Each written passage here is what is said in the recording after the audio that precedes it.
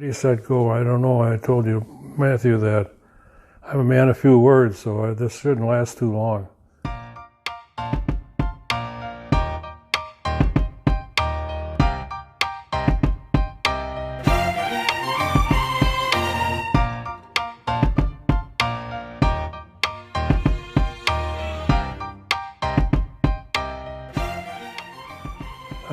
And you have some questions that you wanted me to answer, and I suppose we can get started and see how far we go. So what was the greatest thing you learned in high school or college? Let's say that, high school or college. I guess the biggest thing I learned, but maybe didn't know it at the time, was that if you want to get ahead in this world, you're going to have to work at it. And you have to start that as being a good student. Things came easy to me in school for some reason. I wasn't that smart, but my brother Lee and my sister Janet were smarter than I was. Janet was salutatorian, I think, of her class. But Lee went on to do more public things. He was a geologist with great respect, and of course went to Montana quite often because the Indiana University had a program there for special students in the Big Ten to study geology firsthand, and Lee was in charge of that camp. They had buildings and everything else. But it was a matter of making sure that you applied yourself the best you could. What do you remember most about your mother? She was a disciplinarian. She was a good mother, don't get me wrong, but she was tough. Spankings were not out of line in those days, but she cared for her family, did an excellent job. My mother, though, one kind of thing here is kind of private, but my mother had a tough change of life, and she was harder than my dad, and there were a lot of arguments in the house. And to this day, I don't like to argue anything with anybody. I've heard too much of it when I was young, but I'm not chastising my mother and even my dad. That was just happened, and it was part of the life of growing up. And certainly a divorce was never in the cards. It was, my dad had to put up with it, and finally she outgrew it and things settled down. But a good cook, a good mother. She had another thing, she had 3 miscarriages before my sister was born. So that must have been tough on her too, I'm sure. But they worked it out. My dad was a hard worker, a good producer, and the money he could make money. He probably had the most profitable printing business in Calumet County with the way he operated his business, which I think kind of fell over to me too, because when I started my business, I started with one account. And when I sold it to Joe, the gross on the business was over $1 million. So I kind of feel I did a pretty good job of building an accounting practice. I would say so.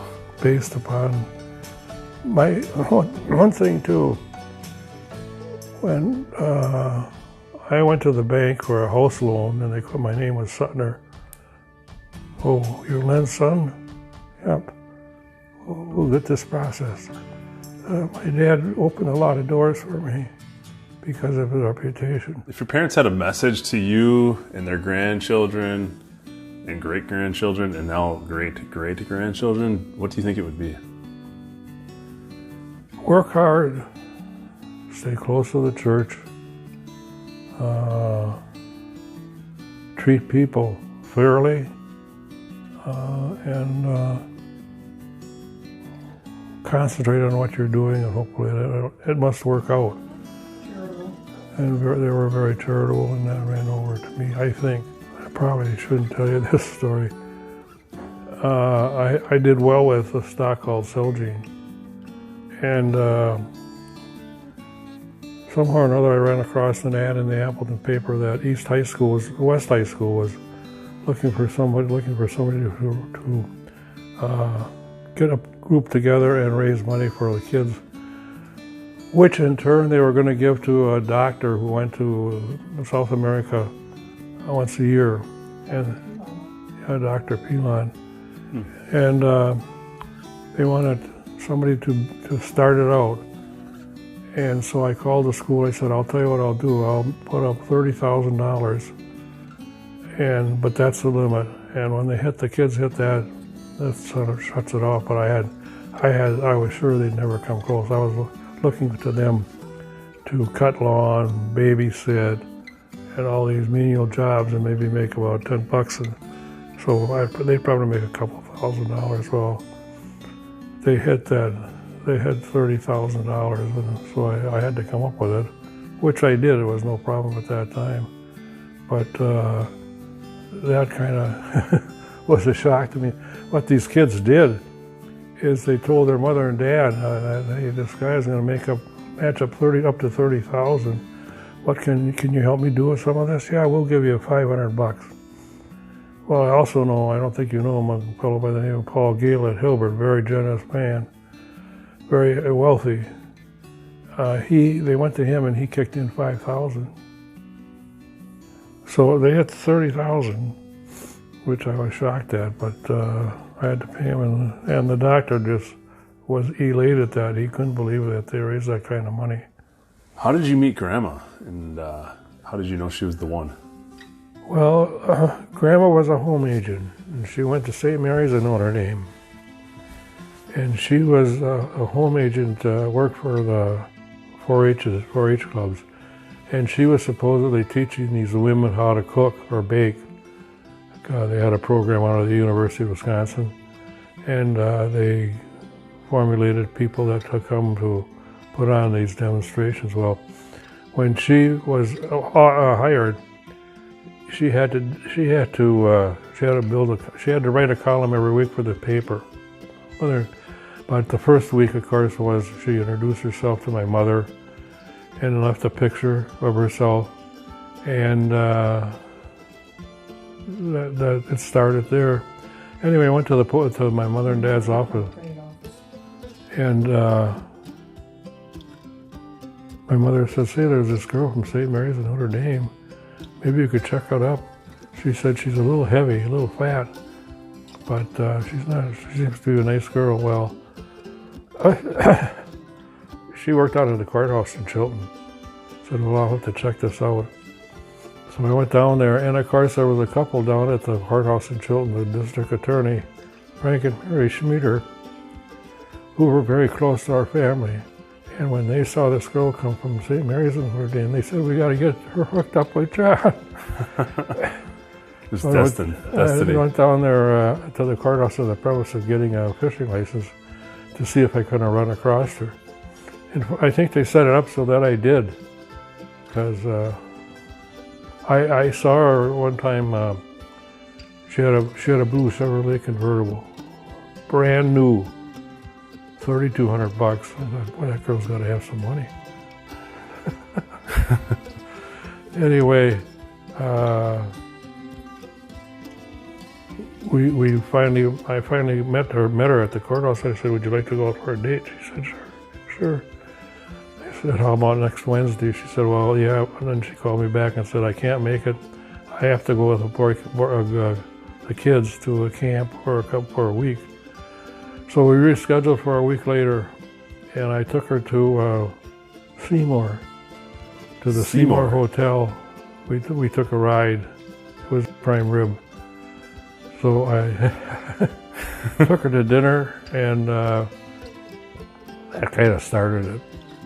But there was one occasion that finally put the clamps on it.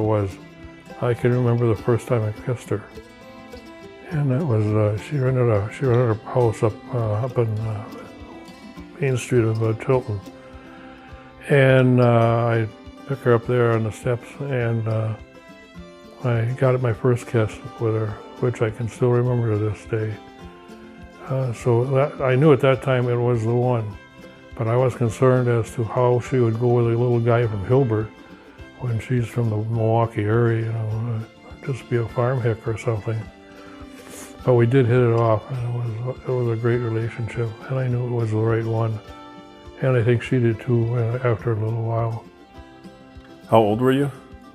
I was a year out of Notre Dame, 2 years out of Notre Dame. 24? Yeah. Mm-hmm.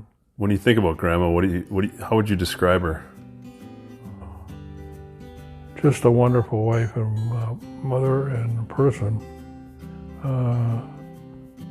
They don't make many like her anymore, I'm sure of that. But she was hardworking, loving, charitable. Every description that you could think of, she filled it to the first base. And I was, it had to be a marriage made in heaven, because under the circumstances how I met her and things we went through, she just was a wonderful, wonderful wife and mother. If and when something happens to me, she'll be able to handle it. It'll hurt. But one thing we did, we prayed the rosary every day before we went to bed. And we were very active in the church. And of course, Grandma always kept her eye on what the kids were doing in school. So they said she was, but Grandma, or Carol, was just a jewel to find. And of course, I can't believe that she settled for me. She was a good cook, very good cook. And we did a lot of entertaining in children here, had a lot of parties. But she was a great entertainer. So if you had to give her a message, though, that you wanted her to carry forward forever, what would be the message to her? That's a tough question, because there's nothing that I can think of that would make her better than what she is. With this illness that I've got right now, she's just an unbelievable person. She's a walking saint with what she has to put up with me. But she never complains at all.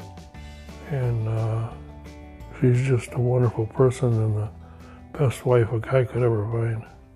We'll meet again. Oh, yeah, of course. What 3 words would you say best describe who you tried to be in life and how you will always want to be remembered? In 3 words?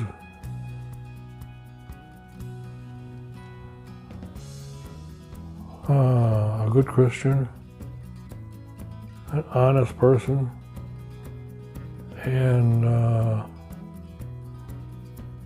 hard worker. And I'd like to be remembered as a charitable person, and not only in financial situations, but also in giving of your time. I was on the school board, I was on the church board, I was on the head of the Chamber of Commerce. I did a lot of things charitably of my time. But if I saw a situation, I would be happy to help others to do it. I guess this is kind of promoting my own background, but I've got a call from the KCs. I'm a member of the KCs, but not an active one. But the head of one here said, John, there's a lady in town that's just been left out of jail, I think. Has a family, she's got a house to rent, she wants to rent a house and she hasn't any money. Would you consider helping her for a year or two? So for a year or two I paid her rent. So that makes you feel good. Nobody knows it, and of course now it's out with this right here, but they won't know the circumstances that closely, but I just did it. I could afford to do it. I love that. It fills your heart knowing that you're helping somebody. They don't even know who you are. Yeah, right. That's a great. And all this $30,000 thing, nobody really knows that. And this rental of this lady for her house. But you're right. That's The Lord said, He that gives doesn't have to, doesn't want to have it all brought up. He who does it anonymously is the much better giver. Don't let your left hand know what your right hand's doing. That's right. Mm-hmm. So kind of going back to the Christian thing, what when you think about your faith, how would you describe it?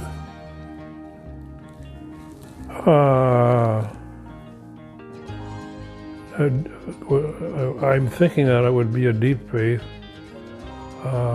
It has reflected on what I do in life that led me into situations and my description of myself.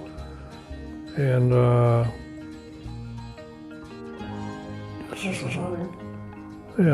close to the Blessed Mother. I carry something in my pocket from her, from the 50th class reunion of our class. They gave out coins, and I carry mine with me all the time, because I can't find my pocket right now. But we, as a husband and wife, stay very close to the Blessed Virgin. We just feel that if you ask her for something, that she will take it to her son, he would have a hard time turning her down, because she's his mother. And of course, Notre Dame is Our Lady, is the definition of Notre Dame. So I guess that would be it. Eucharist. Yeah, well, communion in the Catholic Church, you can go every time you have a service, a Mass, and they can have an adoration service to talk about religion. It's not what I did, it's what Carol did. They have adoration here in Chilton, which is the Blessed Sacrament is exposed, and somebody has to be there 24 hours a day. Carol got there at 2 o'clock in the morning till 3, once a week. And then we went, I didn't get up. And then we went to communion and Mass on mornings, every morning. And she also went into adoration, and I would go with her when she went we had 2 o'clock in the afternoon till 3, something like that. But she got up, and now there is an adoration because of the epidemic. But every Wednesday, faithfully, she got up at 2 o'clock in the morning to go to adoration for an hour. So religion means a lot to us. It's the light of the path that you're supposed to follow. And I know that in your situation, it's a little bit different right now. But from what I hear, a lot of your religion is predicated upon helping other people. You're very active in your church of helping, which I think the Catholic Church is not quite as sharp as you guys are. They should be out, and I think they're learning that, but they should be out doing things for people that, like older people, or any situation.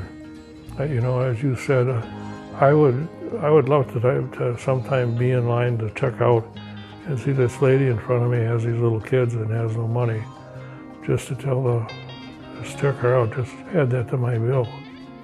Yep. And so religion is a great part of our lives. What message do you have for the generations behind you regarding faith? Regarding faith, well, we all know that the Catholic Church is having a difficult time because they're losing people regularly. The kids nowadays, and even the kids over here, most of them do not go to church on Sunday regularly. And of course, we're disappointed in that, but there's still good kids now. We're disappointed with leaving the church and going to another one, but we still love you, and we think the world of you because you're honest kids, hardworking kids, outgoing. You have a lot of good qualities that you'll find in any good Christian. But as I started this out, the Catholic Church has taken a pounding for maintaining kids, and hopefully that'll change someday. Why do you think that is? I think that too many of the kids don't recognize what the Mass is, which is the life of Christ and His suffering and His saving us, hopefully, from hell. And that's an interesting point too. My brother, who went to Notre Dame also, is agnostic, and you can't discuss religion with him because, first of all, he's so much smarter than I am, and he has an answer for everything. But he's looking for God, and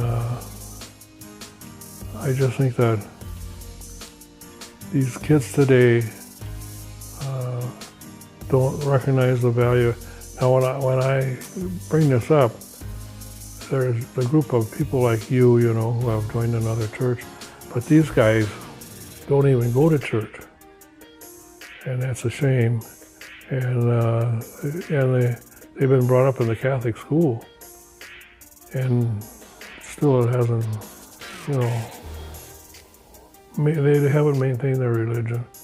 And I think religion is the biggest thing that you have to be concerned about in your life, that you have your respect for God and His Son. And the only thing I can think of, like for example with my brother, is I hope someday I shouldn't say if, we all agree that there's a heaven and hell, and we believe in purgatory. Now, I don't know if you do, but anyway, if my mother is up in heaven, which I think she will be, and my brother isn't there, she's going to be awfully upset. So hopefully he might find out what God is. But I don't even know what your question was now. I talk so much that... What's your message to the generations behind you? Well, honesty, hardworking, and respect for your spouses and for other people goes a long way to making you as an individual, a good individual. Definitely.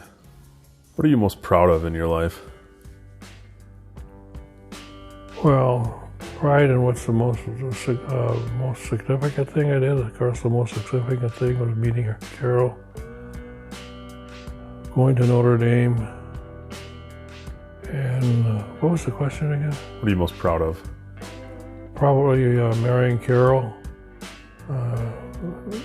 generating or building a successful accounting program, and graduating from Notre Dame.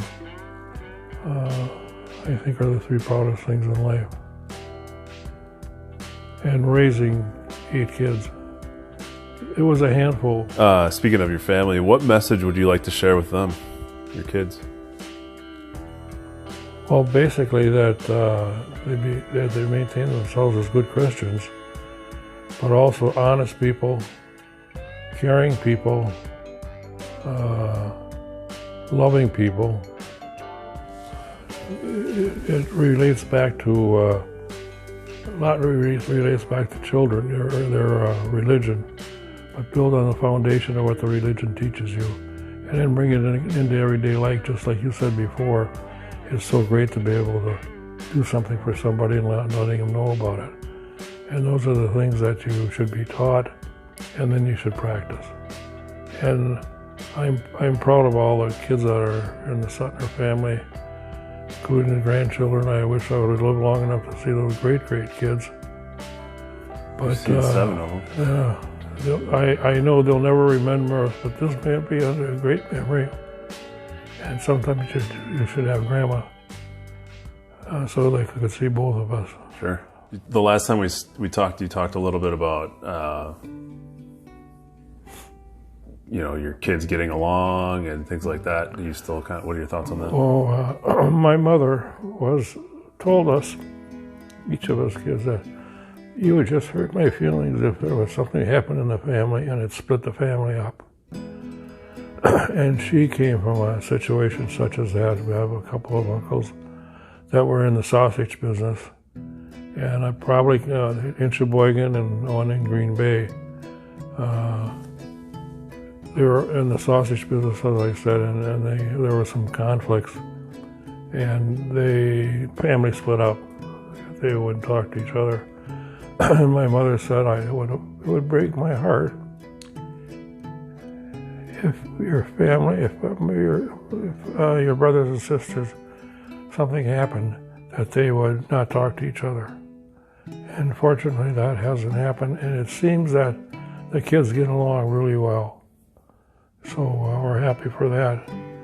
But the recognition of honoring each other and knowing each other and loving each other is probably the thing that stands out in our minds. We pray for the kids, all the kids, even the little ones. So, and so far it seems to be working. There is no split in the family that we know of. If there was something that could potentially develop a crack between the family, how would you suggest that they fix that? Well, I think we as the parents, and we're still their parents, even they're adults and on their own, that we'd probably talk to them and try to convince them, because usually these situations are over ridiculously little things, and they shouldn't have built to this situation. And you talk to them to try to make sure that they. And we've had little episodes such as that, but nothing radically wrong with what goes on in our families. We all want to leave a legacy for future generations, at least for our children and our grandchildren. What would you want your legacy to be? Well, it gets back to being an honest, loving, caring person, and willing to help others as much as they possibly can, which is being demonstrated right now by our kids with my problem. They come up and help us quite often, and are there for help. Like your dad has called a number of times. The girls are the most active part of it because they can get away. They do great things to help Grandma out. And I think that's recognition on our part that we brought them up as pretty good Christians. And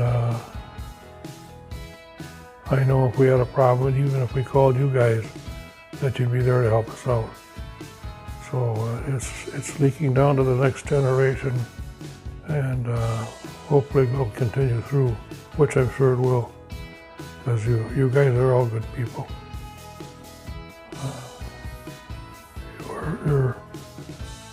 You're in a position where you can help somebody else.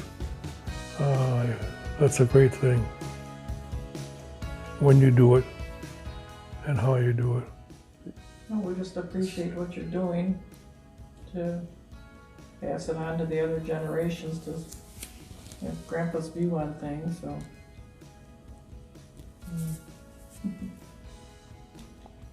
We're just fortunate to have each other, and I think we've been pretty blessed as a couple, and we have our 8 kids that are healthy, which is a great part of it. You know, they haven't had any major issues with health problems or to speak of, and I think they're kind to everybody, and wonderful grandchildren and great grandchildren that, you know, it keeps on growing. And we're just, I guess, at our age, you just are trying to prepare yourself for the next life. You know, that's a big part of it now. That it gets a little closer, you get a little more concerned about it. And read a lot more about it, and you know, try to. There isn't much she has to learn about being a good spouse and a good wife. Huh, She knows it. I'm the lucky one. My grandpa's been a good provider and a wonderful spouse. Easy to take care of. Never complains. Don't have. Yeah, I got a dandy. So did I. I think the one of the greatest things that helped me playing basketball was today if something serious happens in a high school or grade school, some kid gets killed, they have these, people coming in to deal with their mental needs. We didn't have that. Well, anyway, we had on a Friday night, on a Friday night, yes, there was a dance in St. John. And 4 of our buddies went to that dance, and it got foggier than the dickens. And when they came to the stop sign on 57, they didn't realize it was that close, and ran the stop sign and ran under a semi-trailer, which took their heads off on one of them, which was just shocking as hell to us. And playing basketball the next day with my buddies, and we were talking about it, really helped. We self-committed ourselves to taking care of the problem mentally that had happened. But that was a shake-up. And playing basketball, just practicing or having, was just the thing we needed to carry us over and get our mental stability back. Sure. Wow, that's traumatic. One was killed and the other guy was mentally handicapped for, I think, quite a while. I can remember your son. He's just such an interesting young kid. But the rest. What do you remember of Will? What do you remember of Will? He's able to express himself.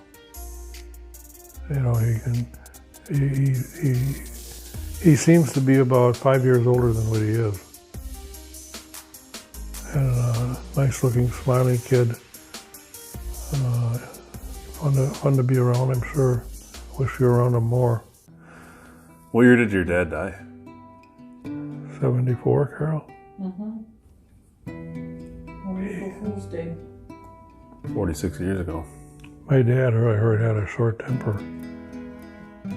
I could see it in the office once in a while because if something would break, he'd get excited like a banshee. But one thing, and he always told me this, and he practiced, get mad, but don't go to bed mad. Get the situation resolved, nothing's answered. And he lived by that code. Had a lot of fun in life. Good. A lot of fun.